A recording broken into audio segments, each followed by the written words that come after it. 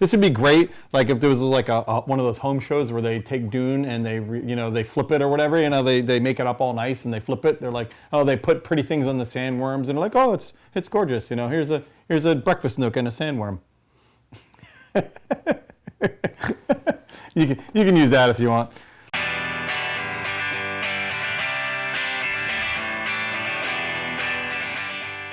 Hello again, Misfits. This is Anthony with another Under the Lid, and this time we're taking a look at Dune, a game of conquest and diplomacy. This is by Gale Force 9. These guys have been doing actually really good stuff with the Dune license. I've been actually really enjoying a lot of the stuff they've been putting out, including, what's the name of the one I like with the worker placement? All the games, Dunes have subtitles. I can't remember all the subtitles. I can't keep them straight. I can't keep them straight. They all have subtitles on them, and I can't keep track of them all. But there's one where it's like kind of a mix of worker placement and stuff. Anyway, these guys have been doing a really good job with the license, is my point, and they do a good job here again. Now, apparently this is the original game, I guess, they kind of just basically kind of streamlined it a bit and put out the original game without overhauling anything major. Was that the gist of it, if I recall correctly?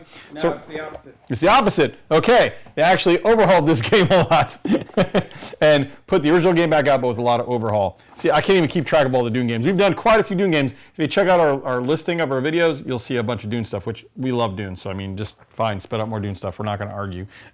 So this is Dune, a game of conquest and diplomacy.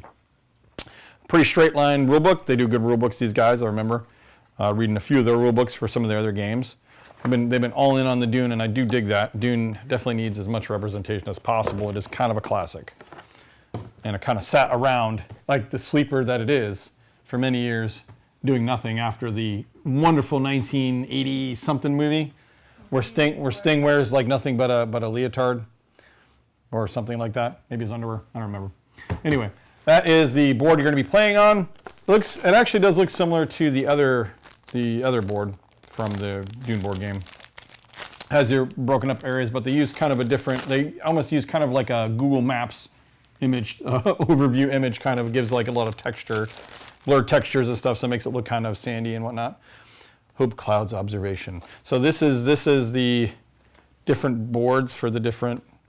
Oh, it's all messed up here. Okay, we got the Atreides. Fremmen Mua'dib.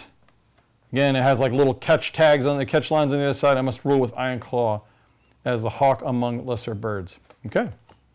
That guy knew how to speak. Fremmen Harkonnen, the Imperium, and more Harkonnen. So I guess there's multiple factions. Oh, it looks like, yeah, two boards go with one faction. Okay, I get you. So you have your board, your spiff board that kind of breaks things down, and your board where you actually do stuff on. And then you have your cardboard, because of course, that's where the real money from the movie comes from, right?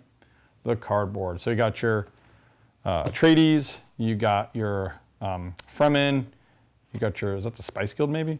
And then you have your, the Harkonnen are in there, yep. And then you have Dr. Yueh and Dr. Idaho. I guess maybe they're wild cards? I don't know. They're kind of a different color than the other ones.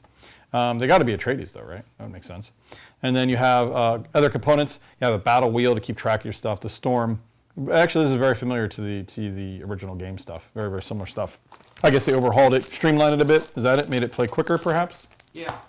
It's always good. They cut it down to 4 factions, and they streamlined the rules. Ah, okay. Well, I could go both ways. We'll definitely have to try it out, because maybe they might have streamlined it too much, but the guys seem to be known to know what they're doing. So actually, they probably did a really good job to make it a little more simpler, maybe for new players to get into, because the other one was a little complicated. The other one's real thick. Yeah. So that's actually really smart on their part to make something that's a little more introductory, friendly to kind of strategy games. Herald of Change. That's an angry guy right there. Well, actually, you know what? They're all angry. I don't think anybody smiles on any of these cards. Okay, I'll give you $5 if you find a smiling person in any one of not one, not a single one. Nobody's smiling on Dune. I hate to break it to you guys. Not a single person smiling on Dune. They don't want to be there. They don't want to be there. No, sandworms, Like I said, you got to overhaul it, make it nice, and then flip it, You put a couple of breakfast nooks, maybe an island, right? Maybe a nice fountain. Maybe a nice fountain, yeah. Right, hun? Yeah, totally. Yeah. I wait your expansion to your game, the Dune expansion to your House Flipper game. Flip that planet. Flip that planet. It's 2 points for Gryffindor. That was great. I like that one. Flip that planet. Obviously, there's different equipment, so you can, have different abilities. If I remember part of your battle plan stuff, you can, I'm always going to play Atreides, let's not lie. And you guys are probably going to gang up on me and kill me anyway because Atreides is too awesome. So I foresee that in my future. I didn't even need like an oracle to tell me that. I just kind of see it coming. And then you have your weather phases. So this is all your weather stuff and your market. Market. That's actually all market. Okay. Yeah, it looks like you have. Oh, okay, I see. So you can buy stuff out of the market to help your plans here. And then you have the best part of the game, the spice blow. No, I didn't make that up actually. It is the spice blow. So this is where spice pops up. So you got to run over there, grab spice if you want it to help you win the game. And then of course you have the sandworm, which they're so cute and cuddly with their multi-rows of spikes. They're just super cute.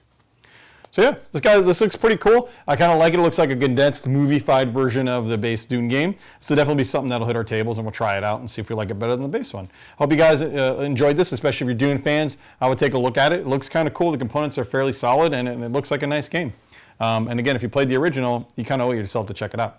Anyway, guys, thanks again for joining me for another Dunified version of Under the Lid. Avoid the sandworms at all costs, unless, of course, you're trying to flip your planet.